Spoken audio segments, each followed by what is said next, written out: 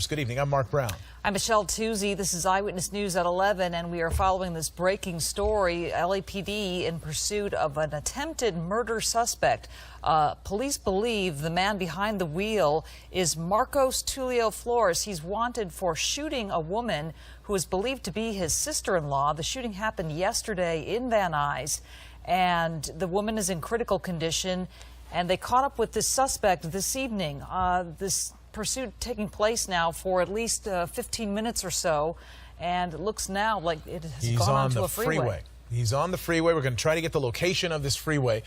They were looking for a suspect in a four-door Acura TL, a 2004 silver Acura sedan. This appears to be that vehicle.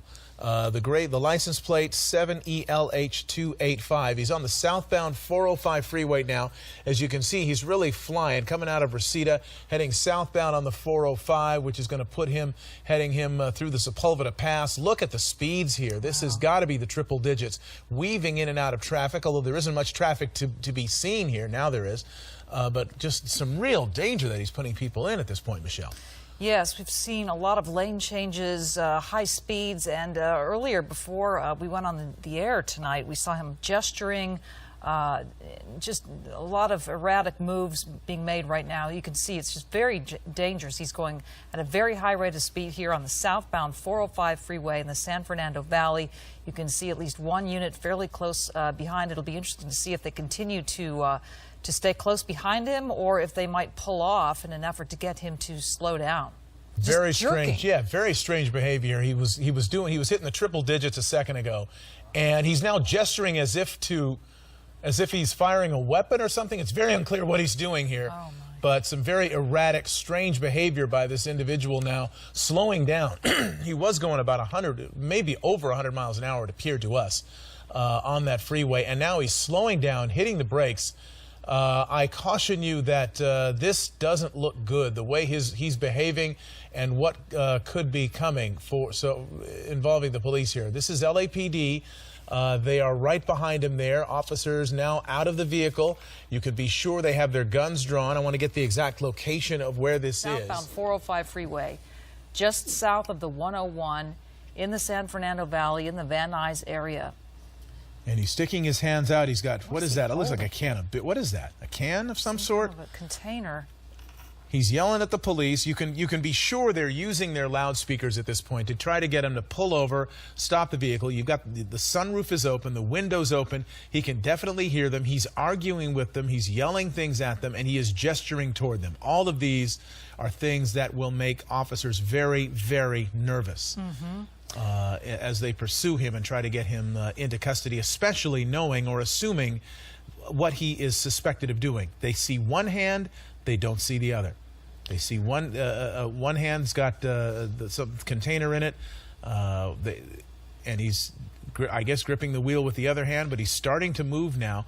It went from 100 miles an hour to 0 to 15, 20 right now. It's very odd what's happening here. Apparently, he matches the description somewhat, a man in his 30s, and driving that car that is wanted in connection with that shooting that took place yesterday in Van Nuys, in which a woman was shot and is now in critical condition. And you can see now all the LAPD cars behind him, closely behind, at least a half a dozen. As far as we can tell, he's the only occupant of the vehicle. It's a silver what appears to be Acura TL, and slowly creeping down the freeway after what has been a very high-speed affair.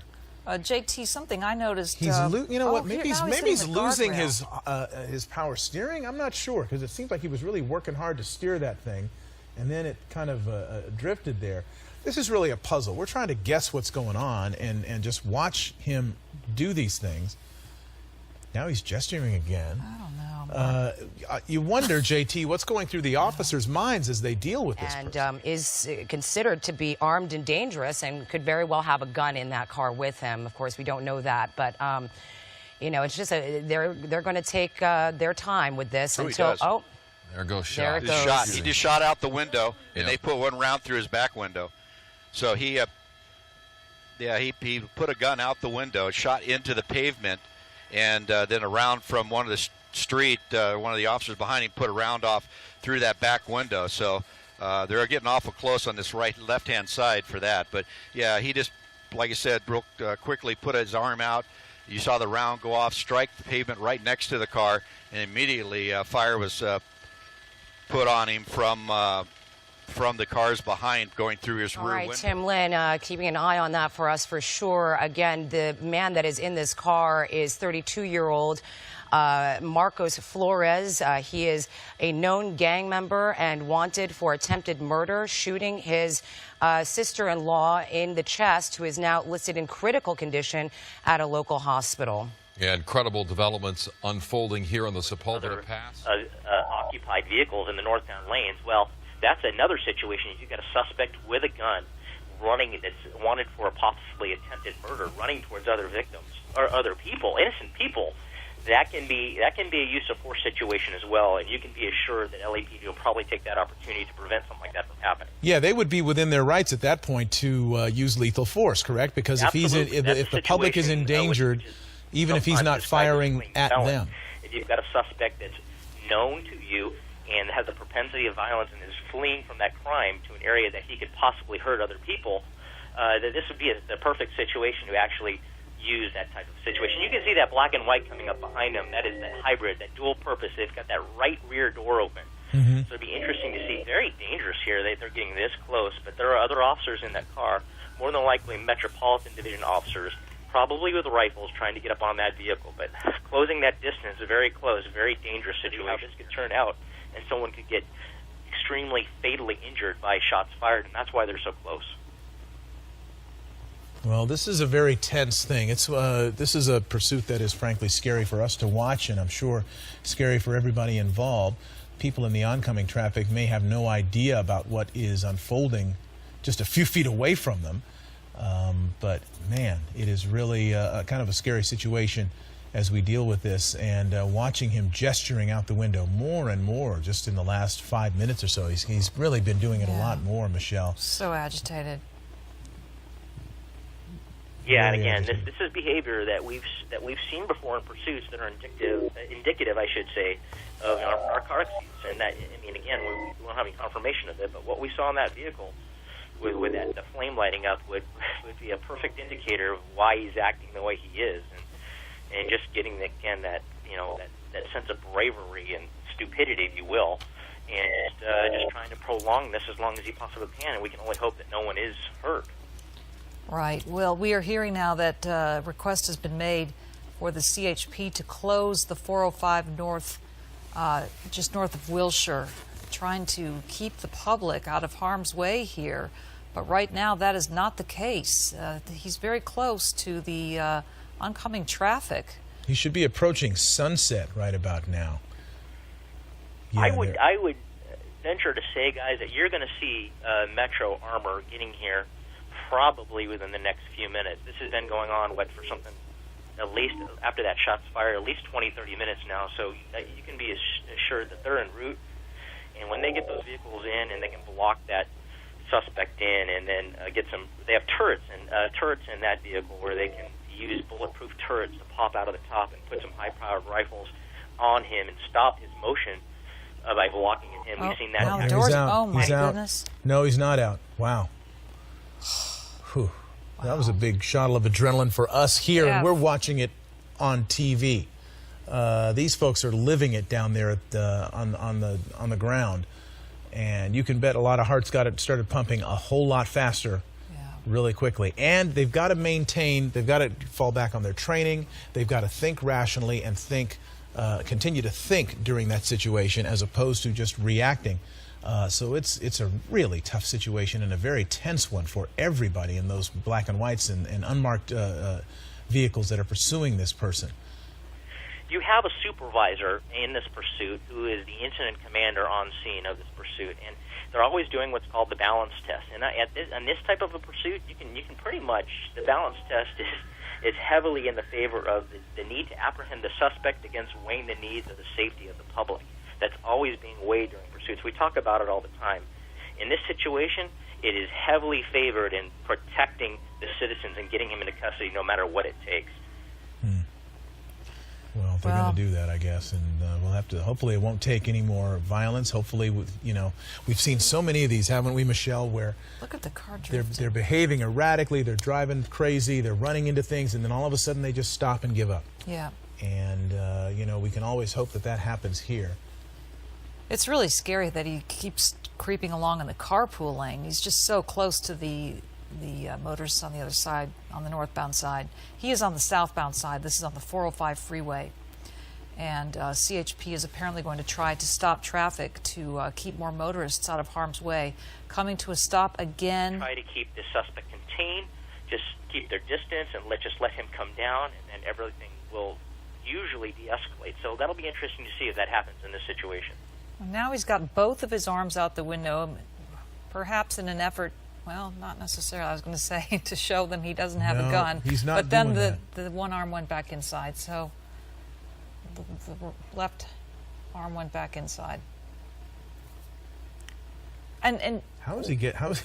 Can they even hear what he's saying? Yeah, I how's mean, he with the moving forward when helicopter he's noise and fully facing rear to the rear? It's really more than strange. likely, Michelle, they can't hear him. Yeah. With all that freeway traffic I wouldn't noise think and so. at least 4 or 5 helicopters overhead, it's very reasonable to believe that they cannot hear what he's saying.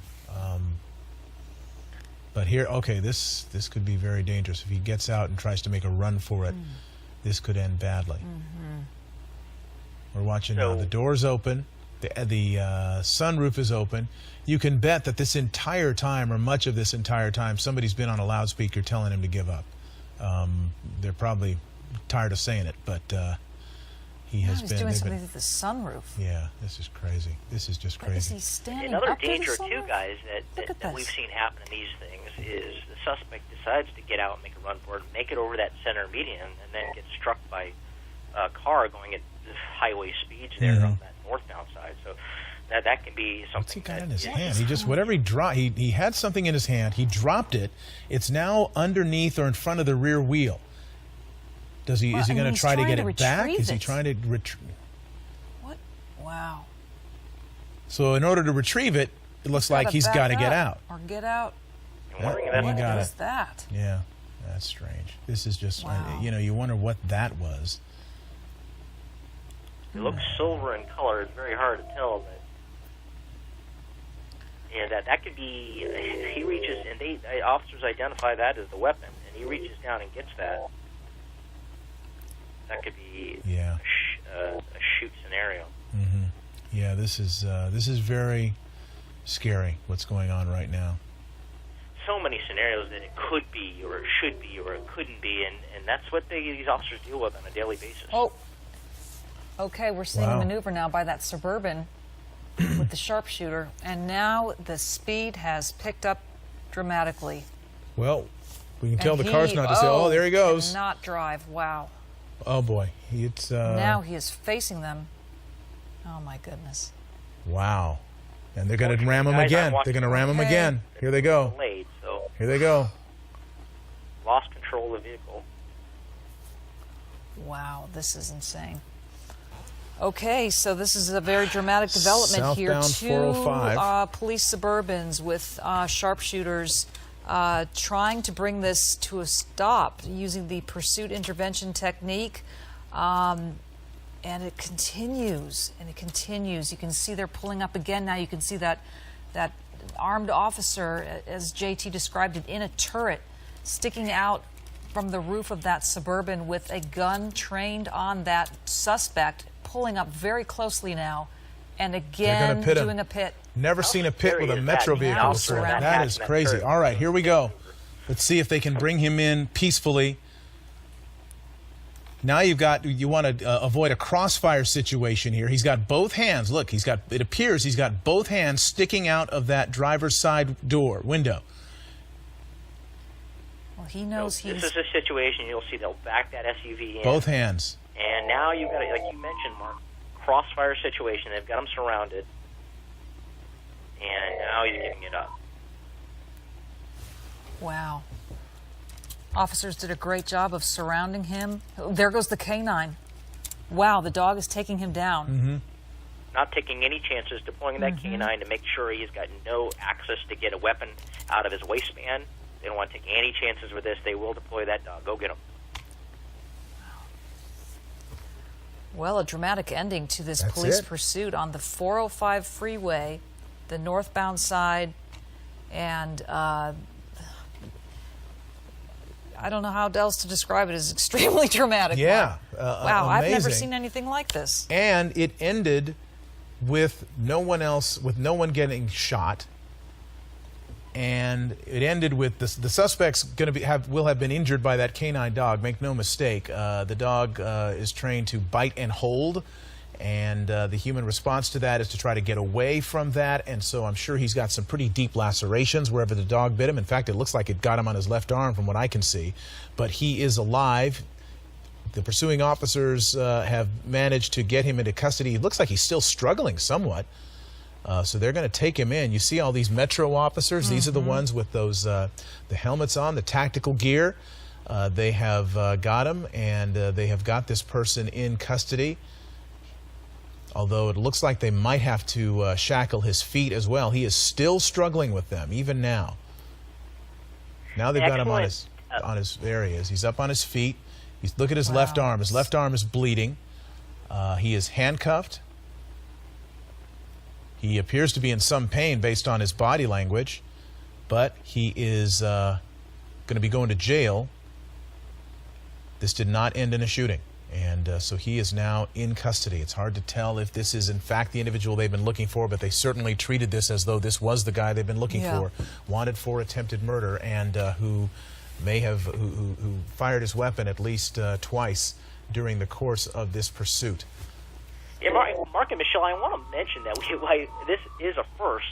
During these pursuits, I have yet to see any vehicle with an officer in the hatch conduct a pit maneuver. So this is a first, a very interesting situation. But these are definitely tactics and policies that are not that are discouraged for officer safety. But in certain situations like this, when exigent circumstances exist, they have the ability to really wander from that for the overall safety of officers and the public. And you saw that. That had been quite the ride for both those officers up in the hatches of those Suburbans and getting a front row view of that pit from up high. And at least 3 or 4 hits that we saw that they endured. But just amazing driving skills by the officers. Patience and a plan came together, and this all ended safely without any officers or citizens getting hurt. Well, they did a great job, and, you know, they're real heroes for putting themselves in danger like that to bring this to an end and to keep the public safe from this very dangerous individual who shot twice out of his vehicle, who could have killed someone by driving erratically and at extremely high speeds on surface streets in the valley and then on the freeways. He put so many people's lives in danger. And officers then put their lives in extreme danger to bring this to an end. And it has thankfully come to an end on the 405 freeway with what we believe no innocent people being injured. The suspect has been injured. He will likely be taken to a hospital for treatment and then booked for, at the very least, attempted murder tonight and perhaps for attempted murder on a woman who was shot yesterday in Van Nuys. Yeah, it's at least assault with a deadly weapon, firing that gunshot. It looked like he was aiming at the pavement, but we don't know, and police may have more information than we certainly have at this point. But you were looking here at the 405 freeway, southbound. The nightmare portion of this for anyone driving on the 405 is far from over, as you can see. You can bet we've been looking at how they've been stopping traffic on the northbound lanes. Now it's on the west side of LA, appears to be close to Sunset. But the southbound lanes, this has been going on at slow speed for about an hour and a half. Yeah. And so people have been stuck in that traffic for a long, long time. We're talking miles behind the front end of this thing. And so the traffic nightmare from this is going to persist. But the good news is that nobody was badly injured. The suspect is in custody. No further shots were fired. No vehicles were damaged other than his. That this thing is coming to an end. You see the LAPD now out in force there and vehicles coming in to take this person into custody.